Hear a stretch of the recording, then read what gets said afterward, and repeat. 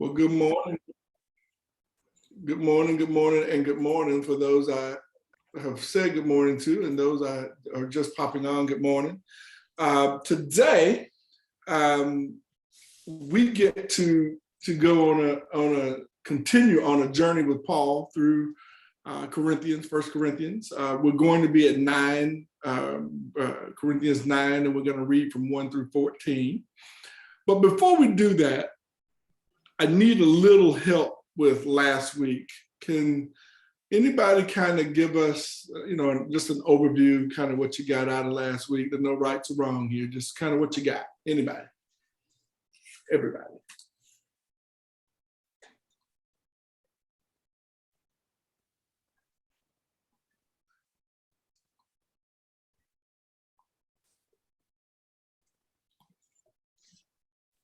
I think what we did about food offered up to idols. Yep.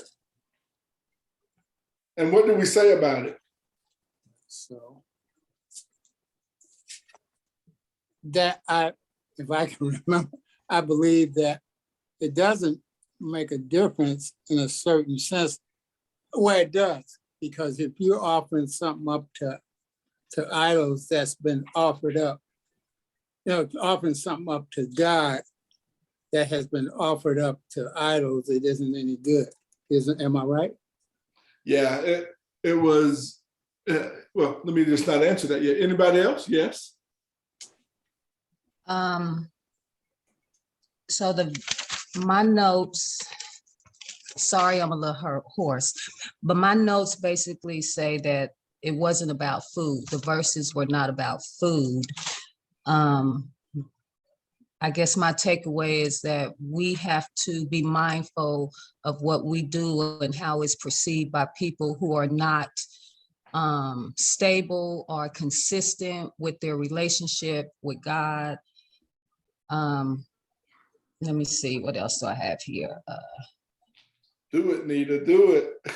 See, one I wrote, the objective is to be close to God, but not all understand what you can and can't do because of lack of knowledge. Ooh. Nita, I'm gonna tell you, okay, that's what I'm talking about right there. That's what you're describing. Is between the two of you, you have absolutely nailed what we talked about last week, because it really was just that, right? It was this discussion that, even though it was the literal discussion that was being had was about food, the intent of the discussion was about how we have to be really, really careful to not allow these things that we know of God to keep other people from getting to God. That we have to sometimes give up our right to be right to make sure that people who are not saved can get to Christ, that we're not hindrances for that individual. And so that was kind of what Paul was talking about. Now, what's going to happen next is Paul is actually going to prove it to you. He's going to show you this whole process. And so that's kind of what this next piece is going to be about, is about why is this true? Is it true? We're going to kind of get into that right now. And so one of the things that you'll see here is I put up, in honor of the upcoming, what white America specifically calls Independence Day. And so there's this thing that we have, this weekend is like a big celebration of freedom and being free and becoming, what we consider to be the United States today. And so I don't know how many people are familiar with all this, so I'm just going to kind of go at it from a very, very kind of elementary place, because I just don't know who knows what. But does anybody know what this document in the background is?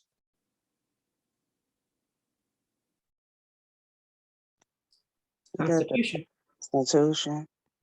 It is the Constitution of the United States. It is this thing that we say, well, we'll talk about what we think it is here in just a moment. But I wanted to make sure on this day that as we discussed what Paul is talking about here, that we're starting to talk about some things. But I wanted to make sure that you knew this piece, and I wanted to read this to you. And when I was in grade school, this is one of the few things they made us memorize. And it is the preamble to the Constitution. Does anybody know what the preamble signifies?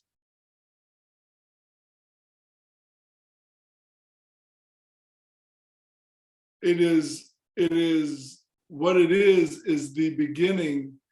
It is what gives the authority and power to the Constitution. And so it sits right before the articles start. And so I wanted to read it to you because it's something that we, especially in this time with everything else we got going on in this country and some of the incredible things that have been happening with our Supreme Court, et cetera, I wanted to make sure we just kind of threw this out here. But here's what the preamble says. It says, "We, the people of the United States, in order to form a more perfect union, establish justice, ensure domestic tranquility, provide for the common defense, promote the general welfare, and secure the blessings of liberty to ourselves and our posterity. Do ordain and establish this Constitution for the United States of America." It is the power, it is what gives the Constitution power, because it tells us what it's designed to do. And it also tells us that if at any time it is determined by the people, that its design is not inclusive of all people, that we have to modify. That if it does not meet the needs of all people, this document that comes after doesn't meet the need of all people, then it has to be changed. Because the point of it all is to do the things that I just read. And you're probably thinking, well, what does that have, what in goodness gracious God's name does that have to do with 1 Corinthians 9, 1 through 14? It's going to make sense here in just a moment, okay? Here we go. If I can get this to move. 1 Corinthians 9, 1 through 2 says, "Am I not free? Am I not an apostle? Have I not seen Jesus our Lord? Are not you my workmanship in the Lord? If to others I am not an apostle, at least I am to you. For you are the seal of my apostleship in the Lord." Let me put that in James Demetrakis' simple English, because I'm a simple man. He starts off asking this really simple question. He says, "Am I not free? I'm free."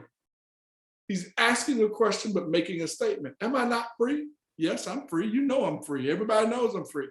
Am I not an apostle? Well, an apostle, what does it mean to be an apostle for Paul? Does anybody have any thoughts? What does it mean to be an apostle when you're Paul?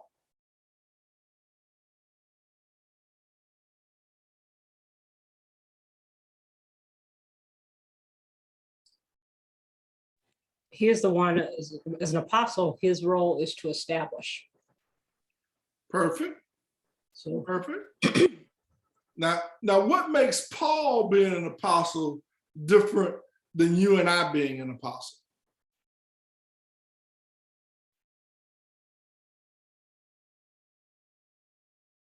There's really one fundamental difference, but there's a lot of different little differences. But anybody ideas? What makes Paul being an apostle different from us being apostles?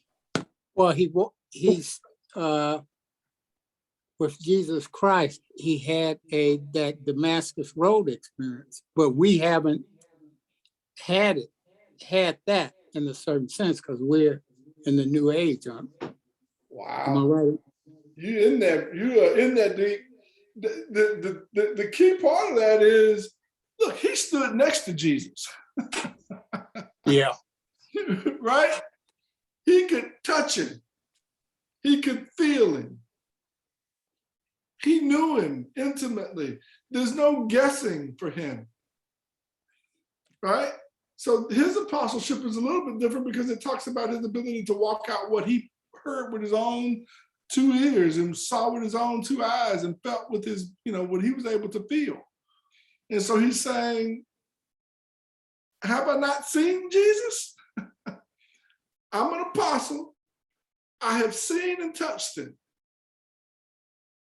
And then he steps into this next piece and says, and are you not my workmanship in the Lord? What is he saying right there? What question is he asking and what statement is he making?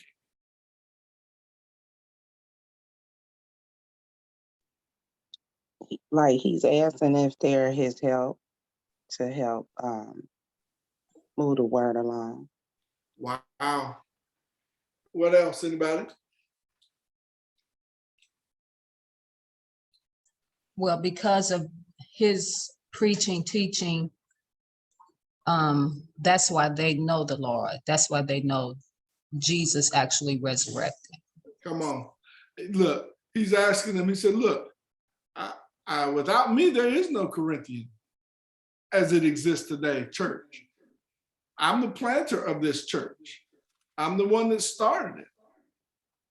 And your fruit, the things that you produce and who you are is a symbol of the work I have done in the Lord, not in my own, not of mine as in who I am as a human being, but who God has sent me to be. You are proof that I'm an apostle. And he says, if to others I am not, for some people who are a part of Corinthia, they weren't there. They're not there. But at least I am to you. Right? He says that I'm at least an apostle to you. And so he needs us at this moment really understand who we are and what his relationship was with the Corinthians, with the church of Corinth, right? And so he says, and you are the seal of my apostleship in the Lord. You're the stamp, you finalize it, you prove it. And then we get to the fun stuff. In 9:3-5, he says, this is my defense to those who would examine me. Do we not have the right to eat and drink? Do we not have the right to take along a believing wife, as do other apostles and brothers of the Lord and Cephas? So first thing he lets us in on is this little hint in 3, that there are some people who are questioning him, who are questioning, you haven't been around.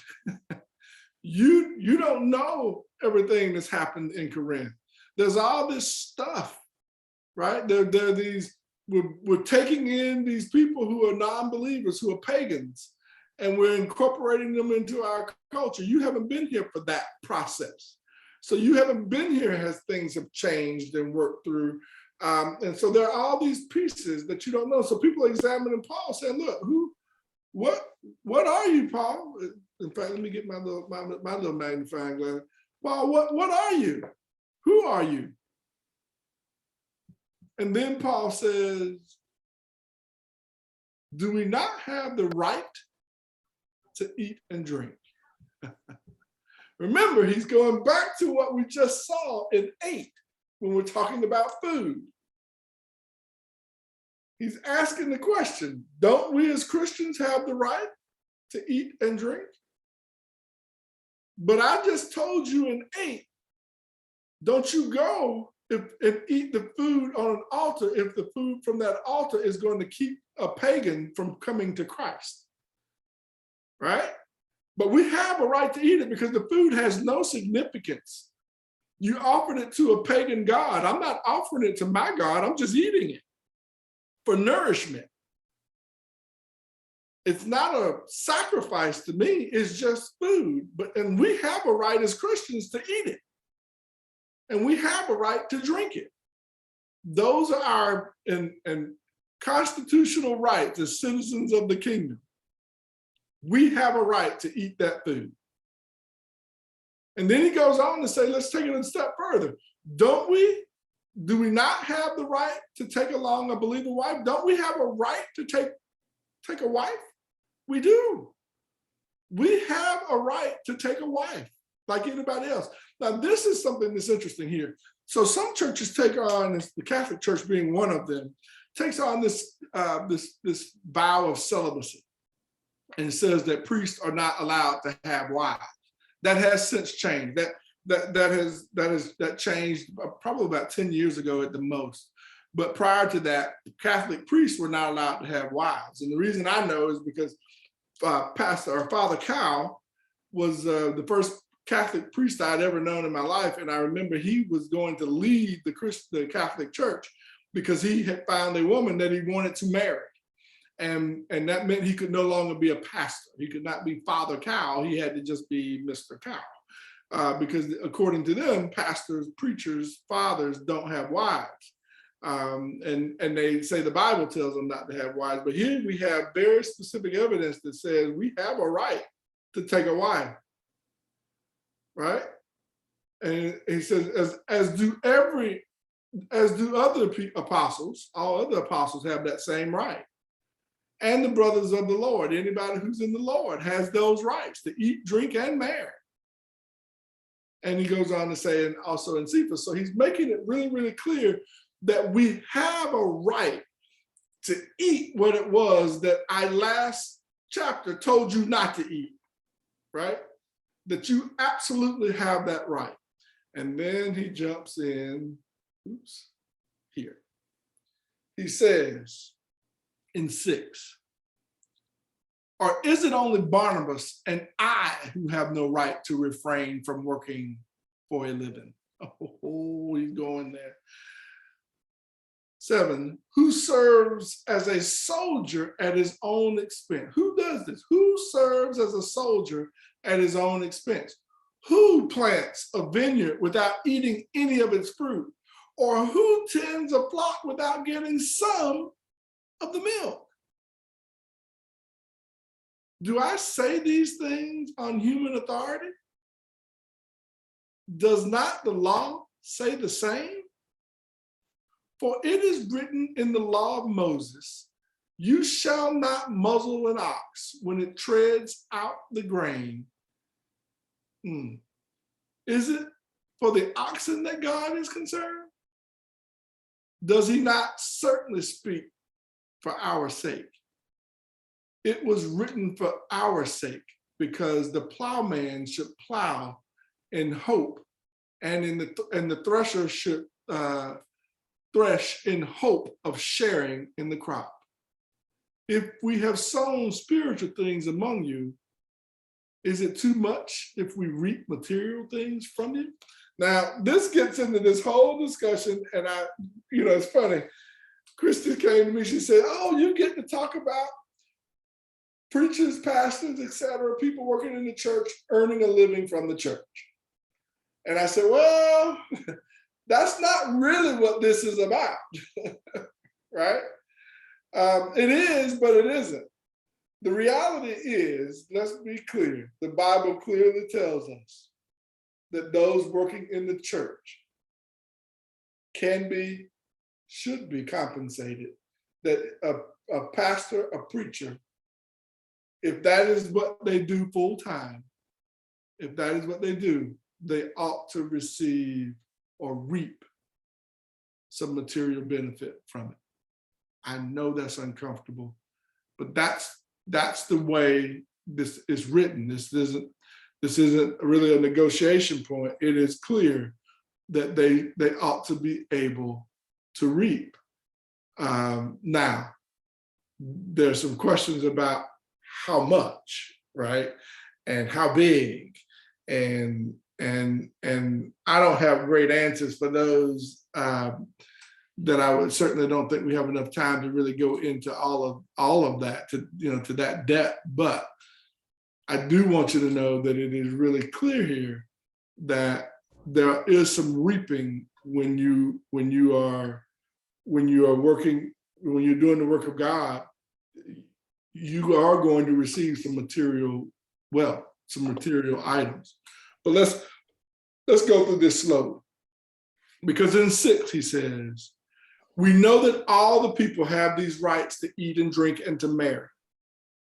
Right? Then he says, we know they have it and that all people have it.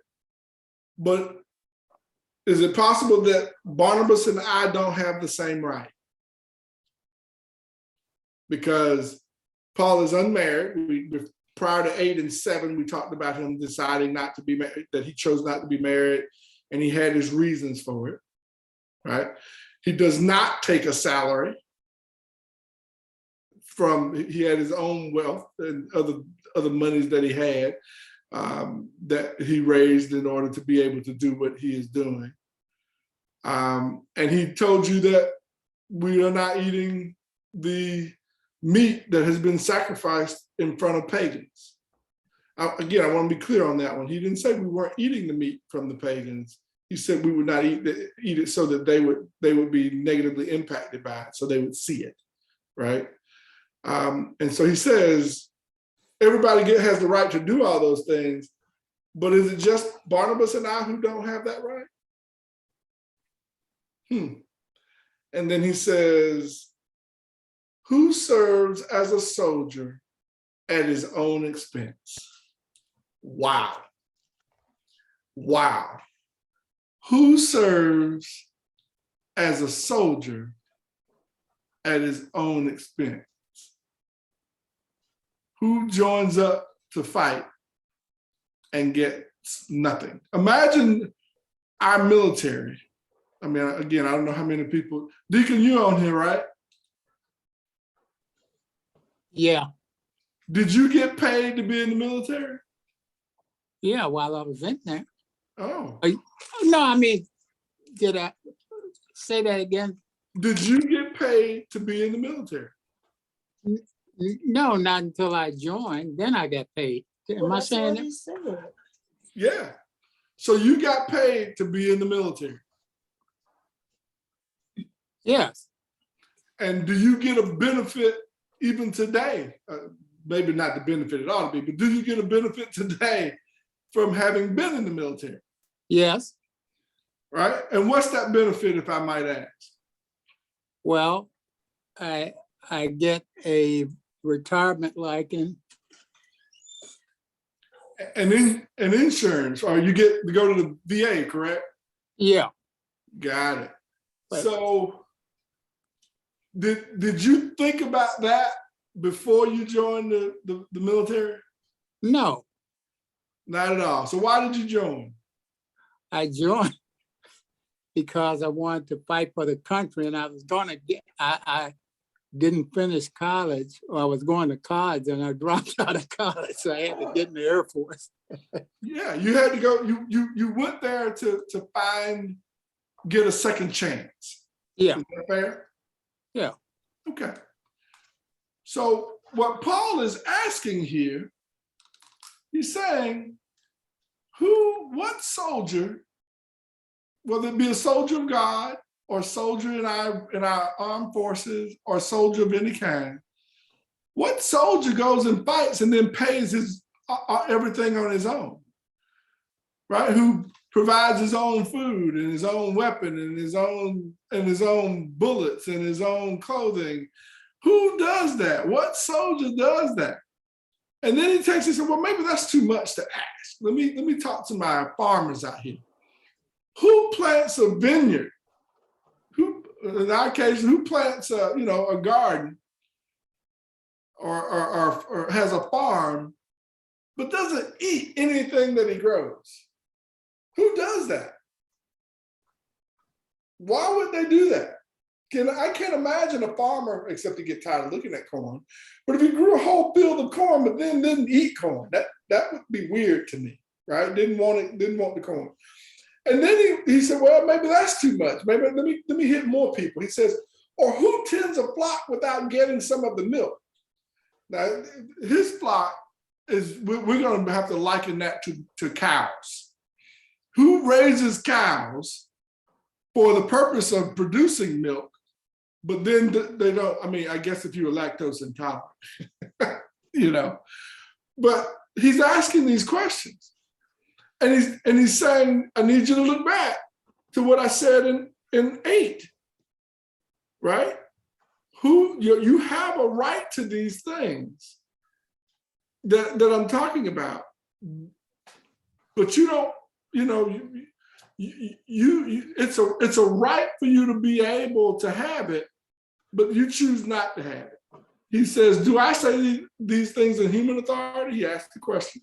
And he says, I'm not, and actually the way you should look at this is he's saying, I do not say these things in human authority is actually what he means when he says it this way. Even though he's asking, he's affirming that he doesn't ask in his human authority, right? He says, look, not only is it just human, but the law says it. And so that there is the law that backs him up that says you have a right to do all these things. And then he goes on to clarify the law. He says, for it is written in the law of Moses, you shall not muzzle an ox when it treads out the grain. Is it for the ox that God is concerned? This is a pivotal question. Why do you think, as a group, why do you think God makes these laws about what we can and can't do? Why is it, to what good is he making these laws? For our benefit, so that we will have a system to guide us. But it doesn't feel good. Doesn't have to. But it doesn't always apply. Well, we may say so, but if God is saying that that's the way it is, even if it doesn't feel good to us, and it doesn't feel like it should even apply, it does. Because God says so.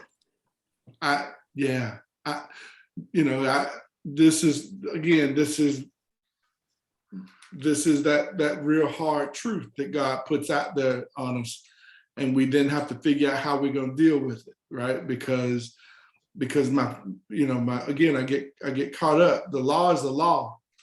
It is the law. We just have to understand what the law is and operate within the confines of that law. Again, he has a right to eat the meat. He has a right to take a wife. He has a right to take money from the church, but he doesn't. He has a right to do all these things, but he is putting those down for a reason that doesn't have anything to do with God.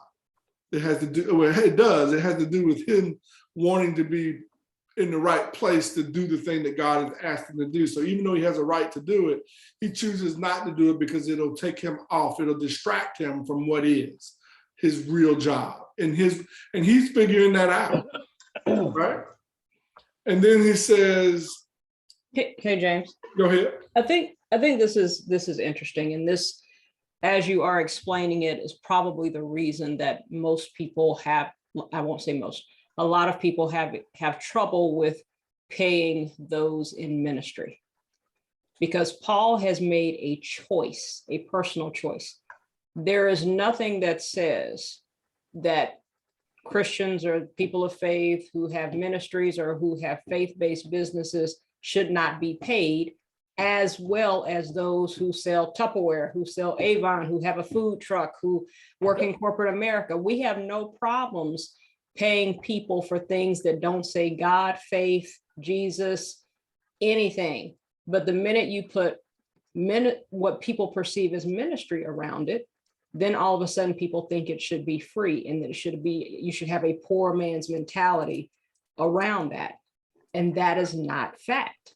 But that is what many people believe, which is why we have so few. Now I'm on my own soapbox. We have so few businesses that are faith-based, Christian-based businesses that do well, because people won't support it for that very reason. They don't feel like, they think that God should be free and ministry should be free. I completely disagree with that. Go ahead, somebody was. Amen. That's true.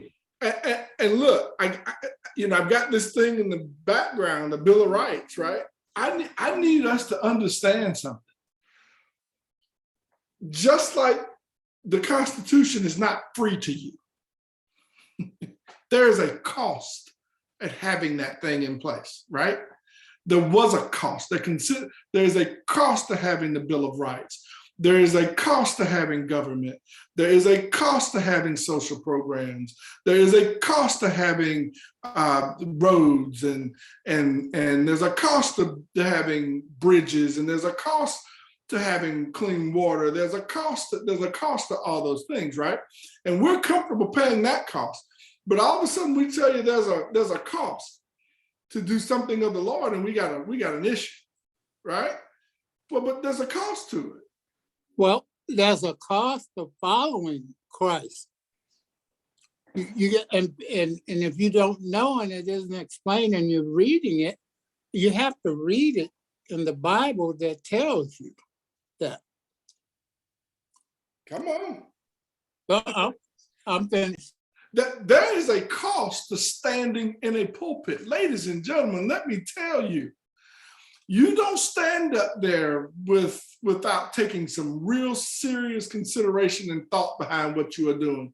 Because the cost of being up in that pulpit, I can't describe and don't know all of it, but I can tell you the bit I've seen is a lot.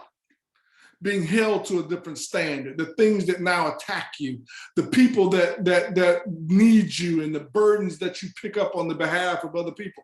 How dare us say there's not a cost and that we're not willing to pay it? I struggle with the idea that we think that somehow that individual standing up there is doing something that is not worthy of a price. Pastor James, Norman raised his hand. Go ahead, Norman. Yeah, I think the challenge that if you're speaking in Paul's time and today's time is correct me if I'm wrong, but I don't think I don't know if Paul was balling out of control like what people could see. I mean, I think his needs were met, but I don't think it was one where he was just rolling from town to town on a golden chariot and things like that. So I think what people see sometimes when, especially when you talk about faith, when anything has been able to monetize, then that people start to wonder their motive. I mean, being in the ministry is a very lucrative field, very more lucrative than it was back then. So now when we start talking about, pain or those type of things, and I fully support it, but you got to kind of wonder the true motive behind the shepherds and those people who are serving. Are they truly serving and reaping the benefit of being able to, receive funds for the service, or are they serving to make money? And that's I think the biggest thing that, is very hard to determine, when, people are put in position and where they're serving, what's their true motive behind what they're doing. Right. And I think Norman, you get at what you're getting at, the heart of what causes anxiety with people. All right. It's when we start talking about money, it makes people nervous, right? Because to what end will someone go to get money? Are you preaching because you love God, or are you preaching because you love money? Are you taking skills that God has given you of oratory, of speaking, of organization, or whatever it is, and then you're taking that to make money? And my answer to that is yes, but not with the end goal of making money.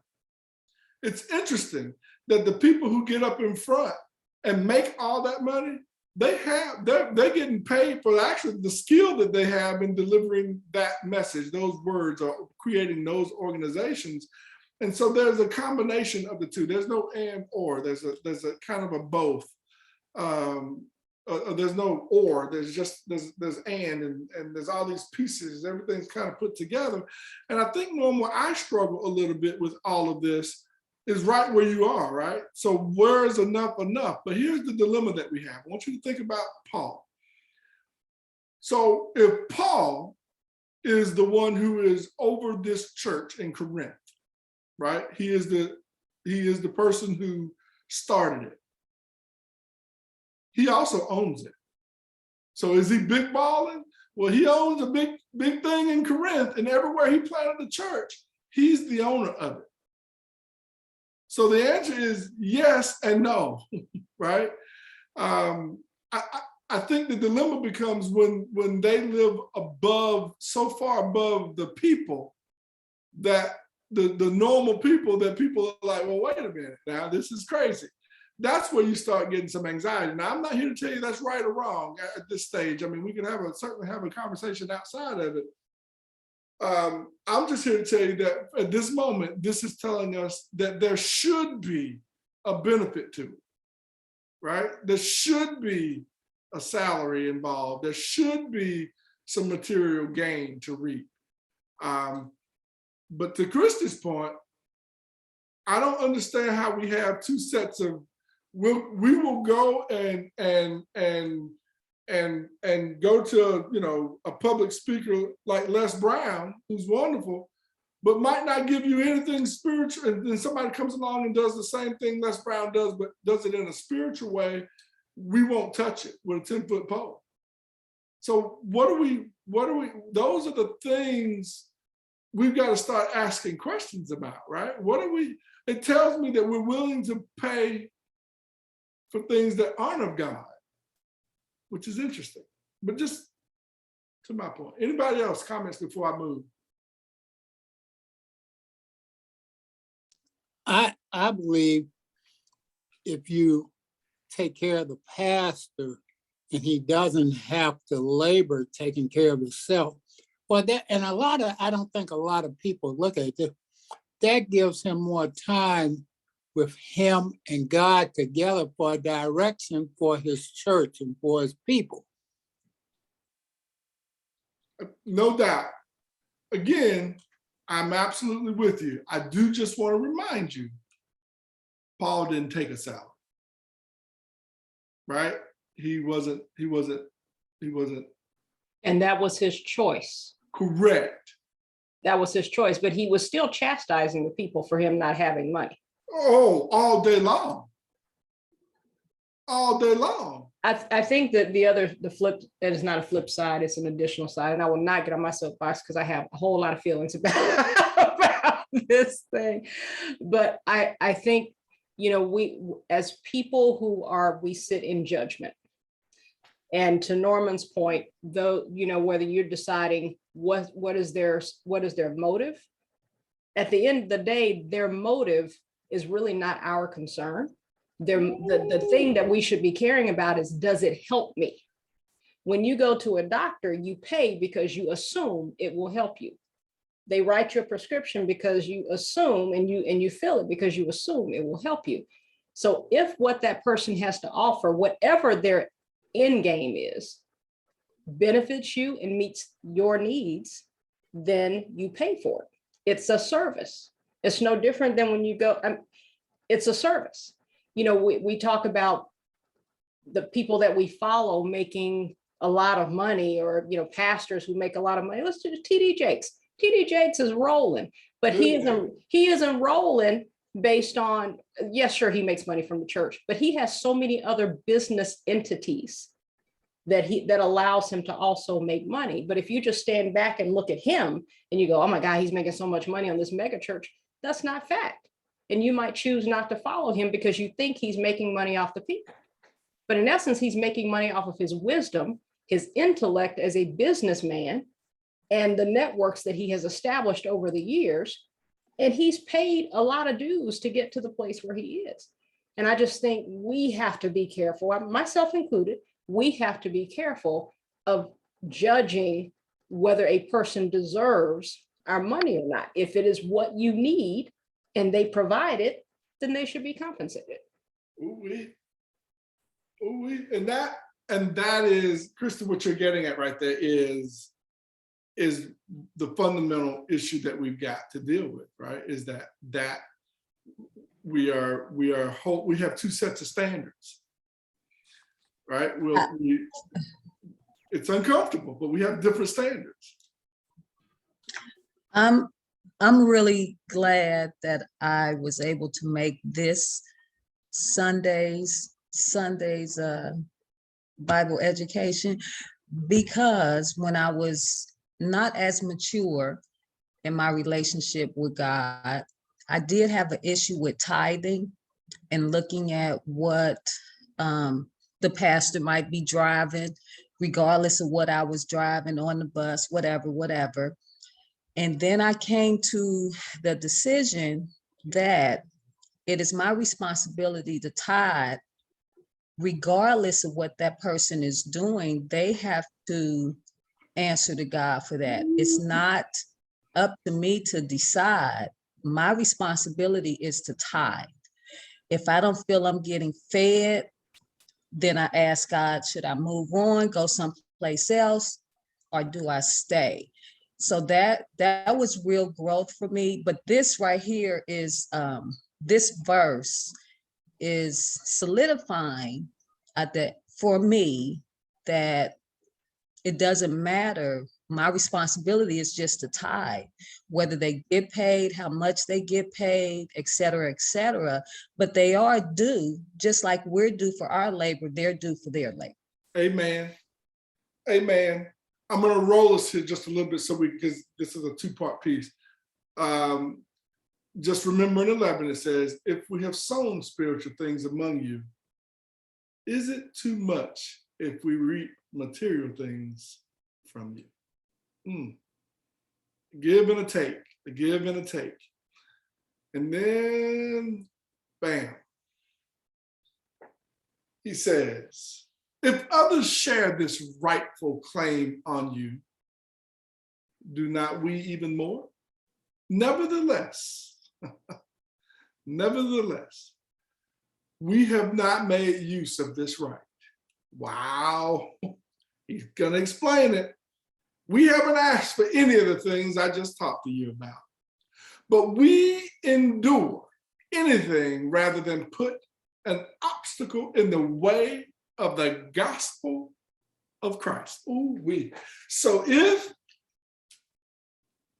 that's an obstacle for my people, I won't do it. I won't take a salary if it's going to get in the way of somebody who's struggling with this in my body. I need you to hear it though. It's not all. We got to be careful because there are many prophets and many teachers and many preachers, and there are many followers, and all those followers don't have the same needs.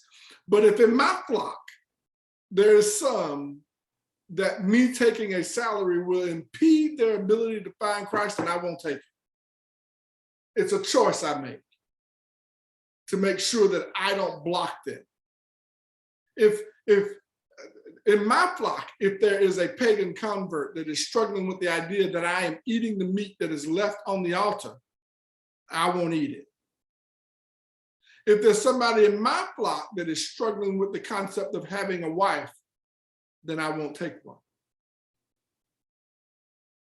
It says, but we endure anything rather than put an obstacle in the way of the gospel of Christ. 13, do you not know that those who are employed in the temple service get their food from the temple, and those who serve at the altar share in the sacrificial offerings? Wow. In the same way, the Lord commanded that those who proclaim the gospel should get their living by the gospel. That's a real, there's no ambiguity there. That's just real. In the same way, the Lord commanded that those who proclaim the gospel should get their living by the gospel. That those who proclaim the gospel, wow, they should get their way. So there is no question about whether or not they should or they shouldn't. We have to work through our feelings dealing with what it looks like, with what they get and what it looks like to us. That's an us issue, right? Now, if they have got sheep, again, that this could get in the way, then they've got to make some different decisions, right? And they're accountable not to me, but they're accountable to God. See, again, this is about being in that pulpit and being that one standing up, ladies and gentlemen. Here's the hard part. When you go up, you don't just have to give it. You go up. When you and I go up, we're going to go up and we're going to give an account of our lives. God is going to say, look at your life. And he's going to go through this piece and talk about your life, and you're going to know about your life, and he's going to make a decision based on your life. They have an added thing. They now have not only their life, but they now have all the lives that they touched and what they said to those people and what they did to those people, whether they were in, because they were in the church and they were their sheep. How did they lead them? Did they lead them appropriately? They got another layer of answering they got to do. So when you stand in that pulpit and you start talking about what you're doing, you got more stuff to be dealing with, right? You're putting yourself on Front Street with God with even more, because now you've got all this other stuff. And I've got to be accountable to understand what's happened with each of my sheep. Think about that. If you are spending your time appropriately in the gospel, taking care of your sheep, it's hard to have time to do anything else. If that's all you're doing, if you're taking care of their every need. Now, we have organizations and we built things and we've got all these things in place to kind of help pastors with that. But ultimately, the pastor's kind of got to show up. He's got to show up at that hospital occasionally. He's got to show up at that funeral. He's got to show up at that event. That's part of the process, right? That's what being a part of the gospel. And so here we finish 14 with just that. He said they should get some reward. If they're preaching gospel, then they should earn a living in the gospel. They should be able to get a reward for it. Thoughts, questions? I just know my views are slightly biased or maybe influenced just because of being a former trustee and seeing the other side of it that most parishioners don't see. You kind of have a different outtake on pay versus, and I've also seen it from a perspective of, and I'm focusing strictly on pastors or elders that have come into the ministry already been established in their careers, financially in good position versus those that aren't. There's just a different outlook. I mean, they just have a different approach. And, I just kind of, again, I definitely support it by any means, but I think we also, God has told us to be good stewards of the money that you're getting. So you still have to be mindful of what you're dishing out. I mean, as far as, we should pay the pastor, but we shouldn't overlook the community, the benevolence fund, those type of things, and others just to support. Because here's the thing, I was at a point where pastor was getting a certain amount of certain things, but then things shifted, members were lost. So the monies weren't there anymore. So what do you do then? I mean, it's an obstacle to continue to keep the church and those things up and running, but you can't support the pastor as he was initially used to getting. So, I mean, are they flexible? I mean, what's the take? Do you still? So those are just kind of some of the challenges I saw just being on the other side of not only being just a tithe paying member, but being a tithe paying member that also sees the trustee side of those things. And, you don't want to be on that side. I would steer everyone clear from that, just from, it could be ugly. Just say that. I agree. Been there. Kristen and I often say, we have this saying, it says, you sometimes don't want to be invited into the kitchen, right? That being in the kitchen, you get a different view of certain of the food that was cooked. And so, yes, I will tell you, and I think Christy will share this sentiment, that there is a different perspective right? And this is where we have to be really, really careful, right? Because the reality here is that we are merging two ideas that really were always meant to be one, right? There's a godly way to run your business. There's a godly way, there's a specific way that God will tell you how to do things, right? And if you follow those guidelines and take your humanity out of it, it becomes a lot easier. The problem is we struggle with divorcing our life experiences from what the Bible tells us, what God tells us, right? And so we rely on our experiences to say, well, my experience is this, and when we do this, this happens. And God is saying, he's going to say it again. I'm going to keep saying it till somebody's going to yell at me. He doesn't care how you feel about those types of things. He has written you instructions on what that should look like. This is not a negotiation. This is not where you're going to be listened to with God in terms of how you feel about it. The person that has the thing that has to adjust is not God. It's us. And we've got to get to the place where we understand that, whether we're trustees, pastors, laymen, whoever that is. Now, the people who don't have to get that are the people who are not in the body, who are not a part of Christ, who are not in the church, who are not governed by it. Those folk don't have to get that. They get to live whatever way they want to because they're not in the church. They're not governed by Christ. They don't have laws put in place for them, but we do. So that's James Demetrakis' 2 cents on that. I'm with you, Norman. It is a very difficult place to be. Any other thoughts, any other ideas?